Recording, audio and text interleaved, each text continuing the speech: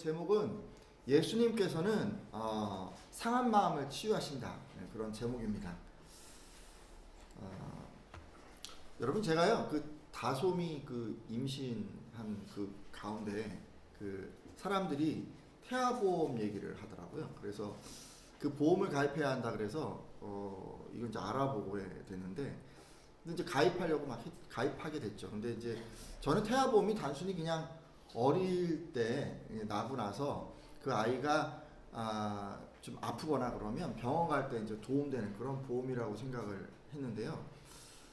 그게 아니고, 그것만 보장하는 게 아니고 그 아이가 장애를 갖고 태어나는 경우까지도 이게 그 대비해서 가입하는 거라고 그런 얘기를 하더라고요. 제가 이제 그런 얘기를 듣고 할까 말까 막 망설였었는데, 왜냐하면 이게 날 때부터 장애를 갖고 태어나는 아이들이 얼마나 있을까라는 그런 생각을 했었기 때문에 제가 이거를 막 가입할까 말까 막 망설였습니다. 근데 실제로 우리 주변을 보면 날 때부터 장애를 안고 태어나는 아이들이 간혹 있습니다. 얼마 전에 그 쌍둥이를 분만한 분 얘기를 제가 전해 들었는데, 이분이 오랜 시간을 기다려서 쌍둥이를 분만하신 거예요. 근데 그 중에 한 아이가 그만 한쪽 귀가 안 들린다는 판정을 받은 것입니다. 근데 이 얘기를 듣고 이 어머니는 그 매일 밤을 눈물로 지새웠다고 하고 있는데요. 이런 일 당하면 얼마나 마음이 좀 힘드실까요? 여러분도 그 어머니의 아픈 마음이 느껴지십니까? 저는요, 이 아이가 지금 이 시간 예수 그리스도의 치유의 능력으로 회복되기를 소망합니다. 성령의 능력으로 이 아이가 좀 치유함을 입었으면 좋겠습니다. 그래서 이 가정이 아직 예수님을 몰라요. 근데 하나님을 알게 되고 예수 그리스도를 영접하는 그런 기회를 얻으시기를 부탁드립니다. 근데요, 성경에도 이렇게 그 태어날 때부터 장애를 가진 사람 얘기가 나옵니다. 요한복음 9장에는 날 때부터 맹인인 그런 사람 이야기가 나오는데, 이 사람은 평생 단 한 번도 빛이 어떤 것인지 경험해 보지 못한 그런 사람이었습니다. 여러분, 눈이 안 보이면 그렇지 않을까요? 앞이 안 보이잖아요. 그러니까 일상생활하는 게 너무 힘들었을 것 같아요.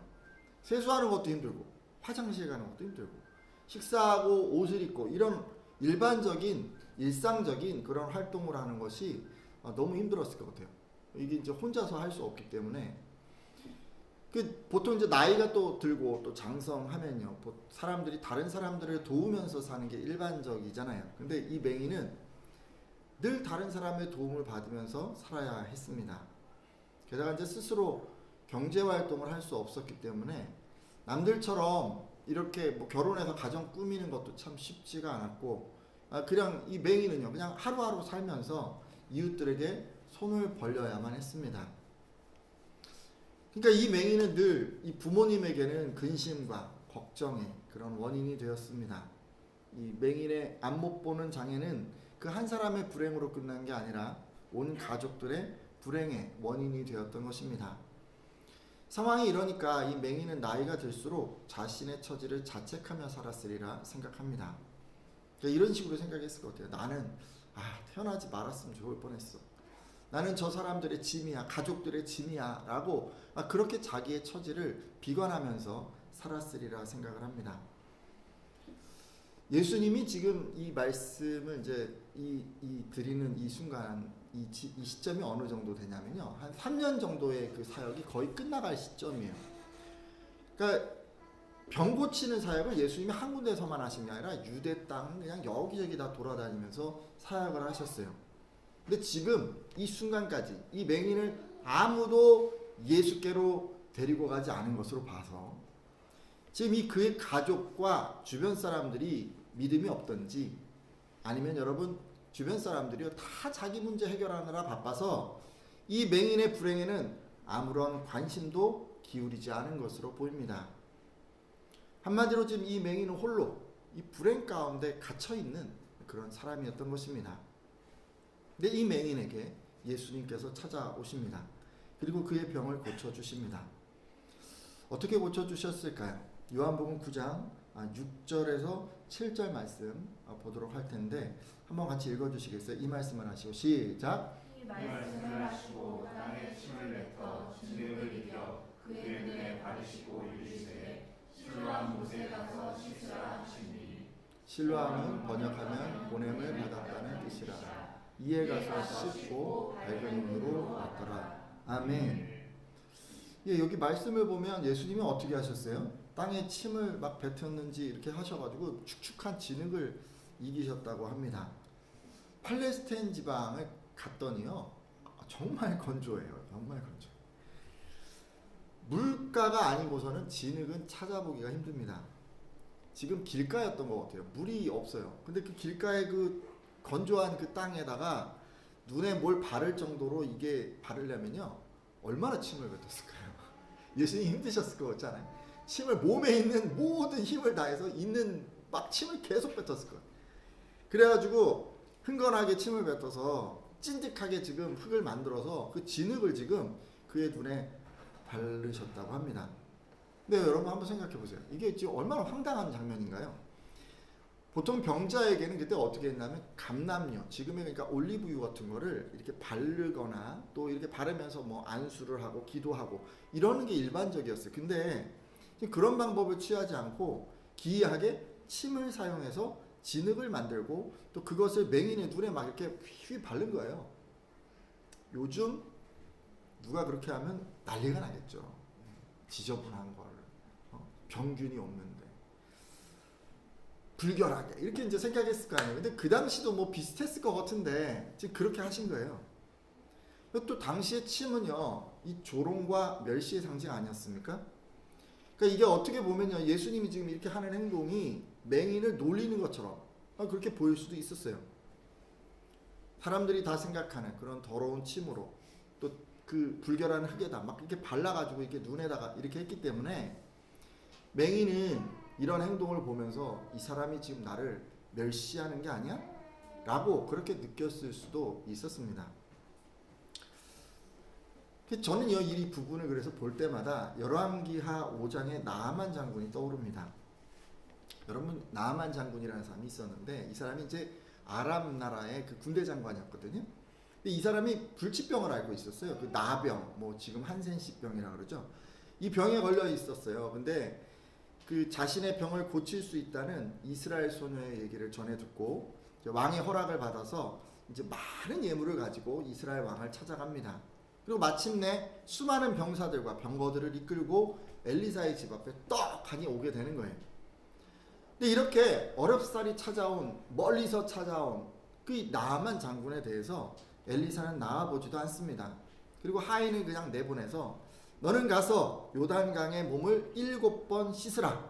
내 살이 회복되어 깨끗하리라 라고 메시지를 전합니다. 근데 이런 얘기를 딱 듣고요, 이런 대접을 받고요, 아람의 나아만 장군은 노발대발합니다. 왜냐하면 그가 기대했던 것과는 전혀 다르게 이 처방을 했기 때문에 그렇습니다. 이때도 그래요. 상처 위에 안수하고 기도하는 게 일반적이었어요. 그리고 엘리사가 씻으라고 한 이 요단 강물이 깨끗하지가 않았어요.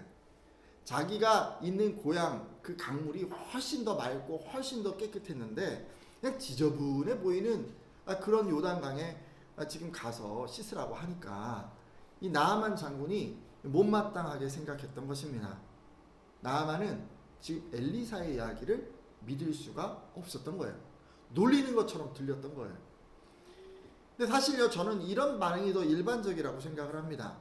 맹인은 침을 뱉고 진흙을 이겨 눈을 바르는 이 기이한 행동에 뭔가 이견을 제시했어야 합니다. 아니 왜 이렇게 하는 거예요? 한번 물어봤어야 돼요. 그렇지 않나요? 근데 맹인이요, 이 말씀을 보면 전혀 그런 내용이 없어요. 정말 그 이상한 행동을 참아낸 것 같아요. 많은 사람들이 다 보고 있어요. 길가에요. 근데 이거를 당시 의료 행위와는 전혀 동떨어진 이 우스꽝스러운 방법을 그는요 묵묵히 따랐던 것입니다. 게다가 예수님은 눈에다 진흙을 막 잔뜩 칠하고는 실로암 연못에 가서 씻으라고 하십니다.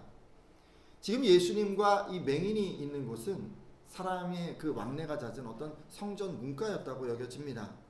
근데 여기서부터 실로암 물가까지 가는 게 그렇게 쉽지가 않았어요. 이 거리가 좀 있었는데 가는 것도 힘들었고요.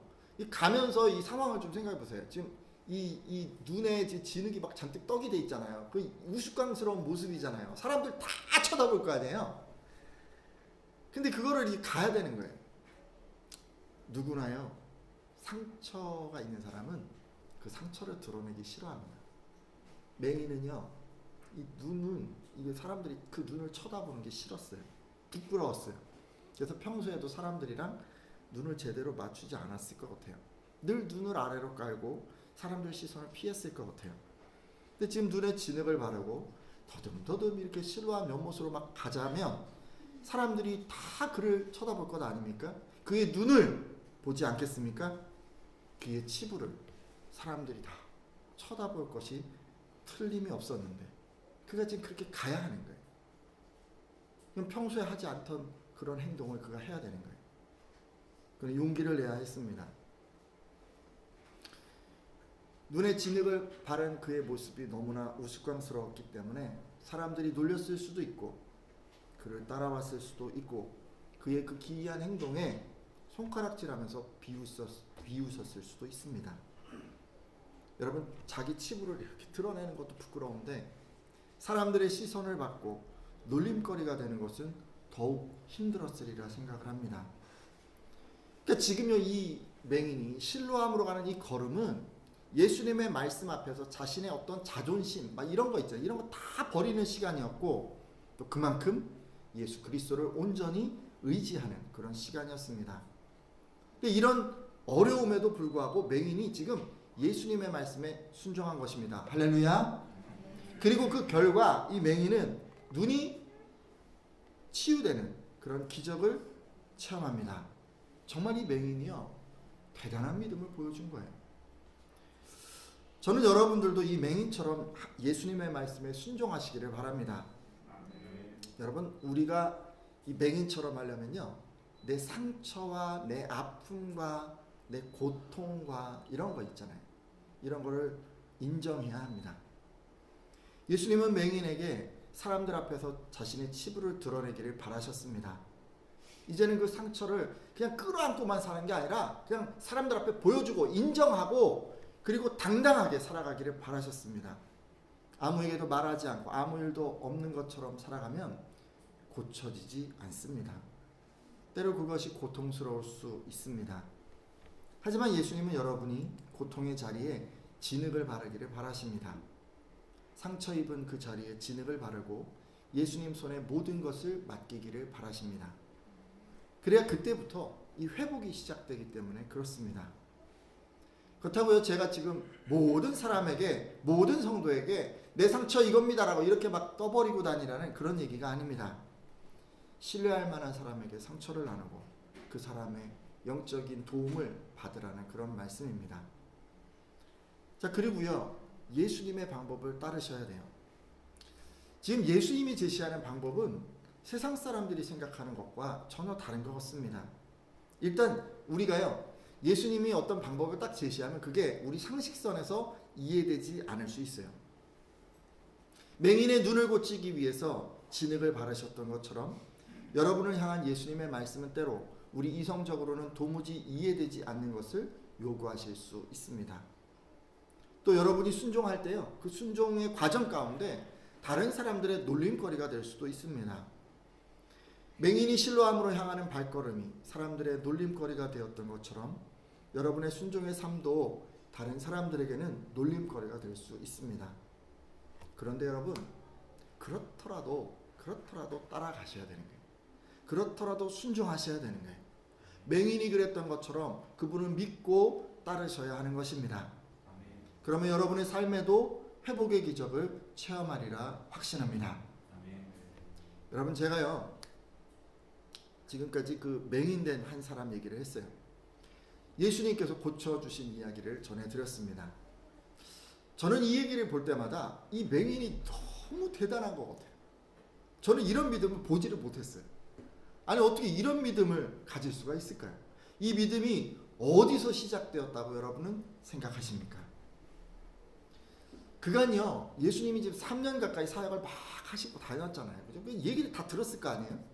수많은 명자를 고치시고 말씀을 전하신 얘기를 이 사람이 전해드렸기 때문에 지푸라기라도 잡으려는 그 심정으로 지금 이 사람이 그렇게 한 걸까요? 하기야 요즘도 그 중병 걸린 분들 있잖아요. 뭐 암도 걸리시고 뭐 이런 여러 가지 질병이 걸린 분들 중에는 이런 얘기를 듣고 막 누군가 효과를 났다, 뭐 이런 나았다, 뭐 이런 얘기를 이제 전해 들으시고 약간 상식선에서 벗어난 그런 민간 요법이 있잖아요. 뭐 어디 굴에 들어가서 뭘 먹어야 되고 뭐 어디 가서 뭐 가야 되고 뭘 먹어야 되고 무슨 치료를 이런 거 사실 이 전혀 상식선에서 벗어났는데 그냥 그런 거 막 하시는 분이 있어요. 근데 지금 그런 분들처럼 이 맹인이 주변 사람들에게 전해 들은 것을 듣고 이렇게 지금 했다고 여러분 생각을 하십니까? 여러분 어떻게 생각하십니까? 물론 그럴 가능성도 있죠. 그래서 지금 남은 시간에는 이 맹인이 예수님의 말씀에 순종하고 기적을 체험하게 된 배경에 대해서 말씀을 나누고자 합니다. 어쩌면 이것은요, 맹인이 예수님을 믿고 따르게 된 이유일 수도 있습니다. 맹인의 믿음에 대해서 알려면 먼저 당시 사회적 배경부터 알아야 합니다. 자, 여러분은 이제 맹인 같은 사람들 만나면 어떻게 하세요? 어렵고 힘든 그런 사람들 있잖아요. 그러면 뭐 외면하고 모른 척하고 이러십니까? 아니면 공감하고 위로하고 좀 어떻게 해서든지 좀 도우려고 하십니까? 아마 여러분은 다들 공감하고 막 도우려고 하는 뭐 이런 분들이라 믿습니다. 근데 예수님 당시 유대인들은 그렇지 않았어요. 공감은커녕 도리어 그런 맹인들을 정죄했습니다. 맹인들이 불행하게 된 것은요, 이 자기 부모나 또는 자기의 죄로 인해서 그런 것이라고 이들이 그렇게 생각했습니다. 당시 유대인 율법 선생들은 민수기 14장 18절, 신명기 5장 9절, 출애굽기 20장 5절, 34장 7절 이런 말씀을 근거로 해서 아버지의 죄가 자손들에게까지도 벌을 받게 한다라고 가르쳤습니다. 또 일부 유대인들, 율법 학자들은 태아라 할지라도 죄를 지을 수 있다고 가르쳤습니다. 그러기에 이런 가르침을 받은 대부분의 유대인들은 날 때부터 맹인된 이 사람이 하나님으로부터 벌을 받은 것이고 부모의 죄로 인해서든지 아니면 자신의 죄로 인해서든지 그것으로 인해서 이렇게 벌을 받아 맹인이 된 것이라고 생각했습니다. 그리고 이런 믿음 때문에 유대인들은 날 때부터 맹인으로 태어난 이 사람을 마치 죄인이 마땅한 벌을 받는 것처럼 여겼습니다. 우리 같으면 그렇잖아요. 사회에서 죄를 짓고 복역하는 그런 분들이 있는데 그런 사람들을 대하듯이 좀 차가운 시선으로 이 맹인을 대했다는 그런 말씀입니다. 여러분 정말 그랬는지 말씀을 통해서 한번 확인해 보도록 하겠습니다. 예수님이 길을 가시다가 나면서부터 맹인된 한 사람을 만나시는데 이때 제자들이 묻습니다. 요한복음 9장 1절에서 2절 말씀인데요. 함께 읽어주시겠어요? 예수께서 시작! 예수께서 길을 가실 때 날 때부터 맹인된 사람을 보신지라. 제자들이 물어 이르되 라삐여, 이 사람이 맹인으로 난 것이 누구의 죄로 인함이니까? 자기니까? 그의 부모니까? 아멘. 예수님과 제자들이 길을 가다가 이 맹인을 만나게 되는데 맹인을 보고 대뜸 이 제자들이요 예수님께 이렇게 얘기를 했습니다. 선생님, 저것 좀 보십시오. 저 사람이 맹인된 것은 누구의 죄 때문입니까? 자기 죄가 많아서 저렇게 된 것입니까? 아니면 조상들의 죄가 많아서 저렇게 된 것입니까? 라고 그들이 물었습니다.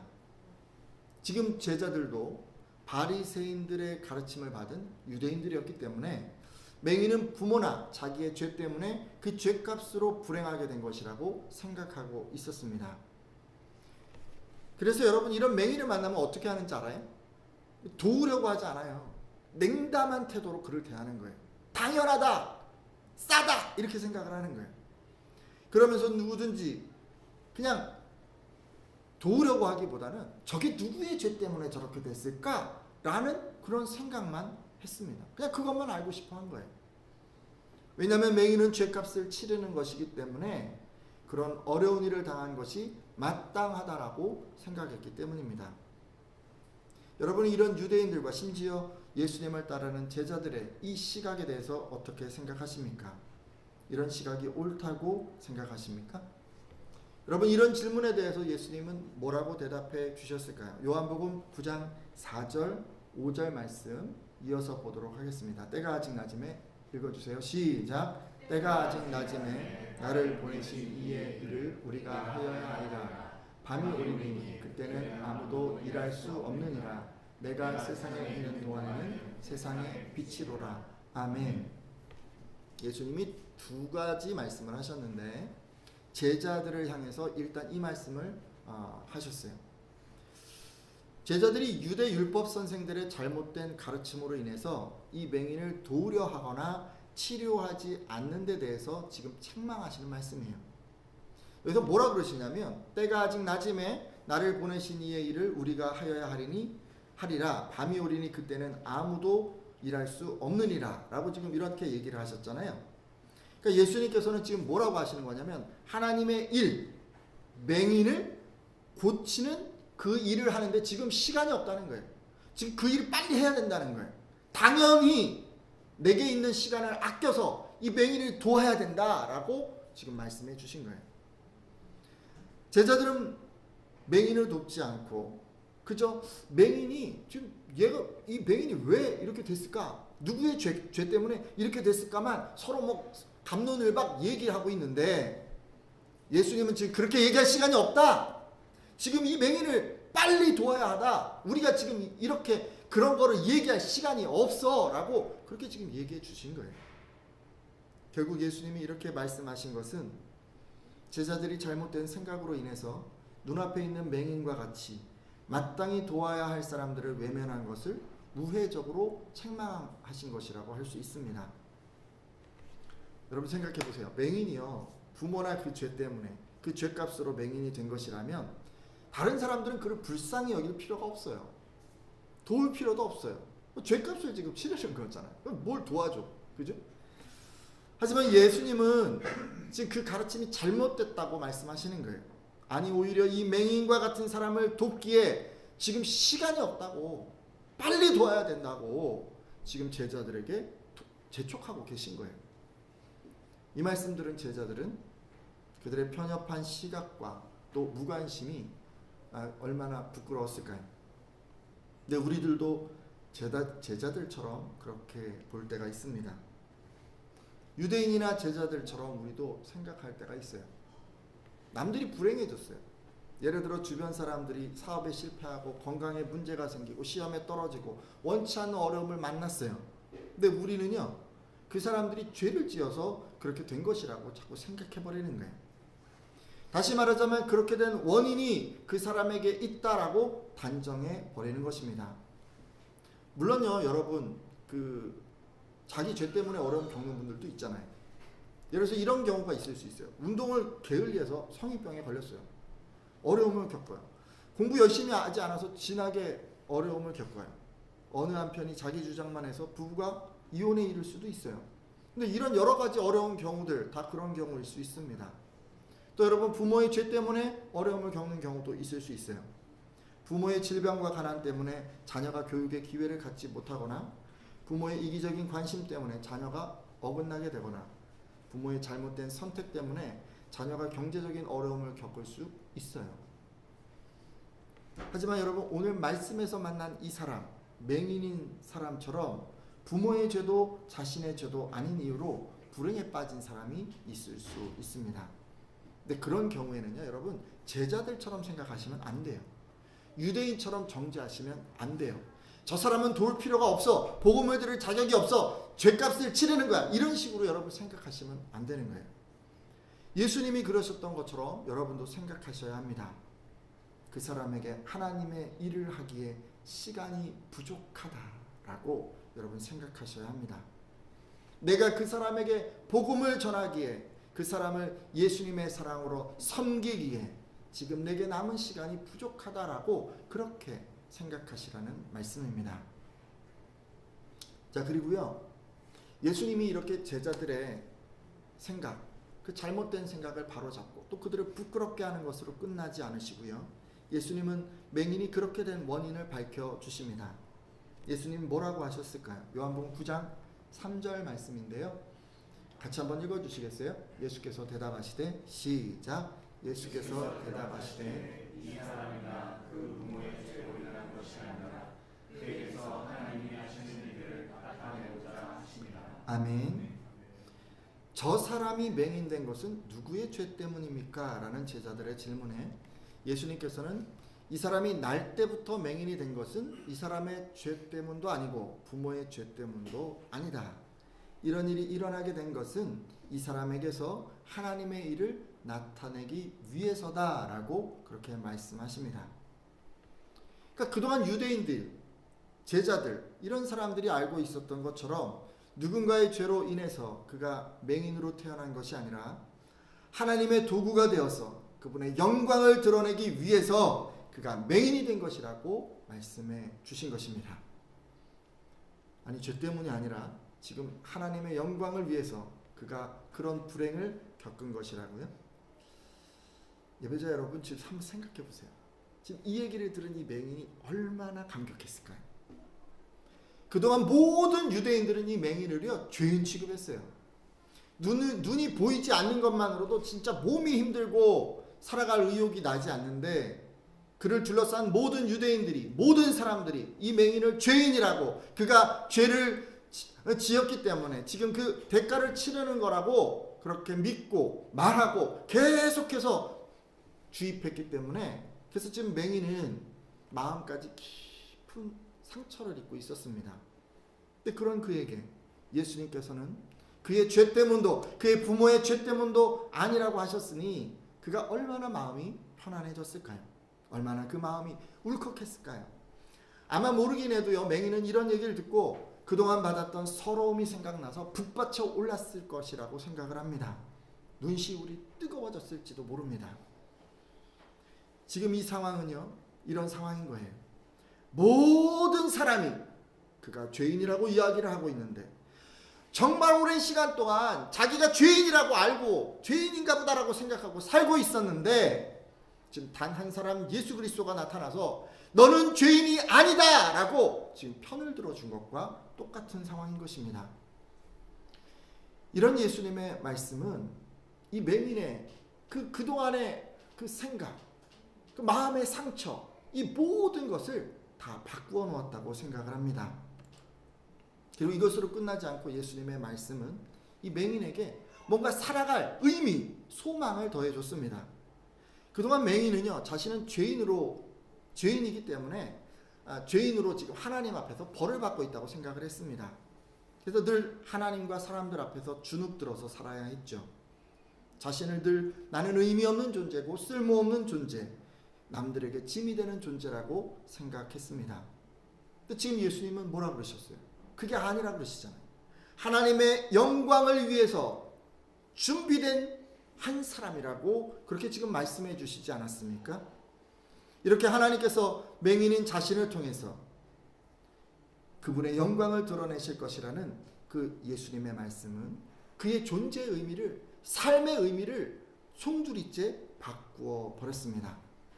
쓸모없는 인생이 가치 있는 인생으로, 다른 사람의 짐이 되는 인생이 다른 사람들의 힘을 주고 능력을 주고 소망을 주는 그런 인생으로, 아무 의미 없는 인생이 하나님이 주신 비전을 끌어안고 사는 그런 인생으로 바뀐 것입니다. 왠지 아시겠죠? 맹인이 이런 일이 있었기 때문에 예수님의 그 말씀에 순종할 수 있었던 거예요.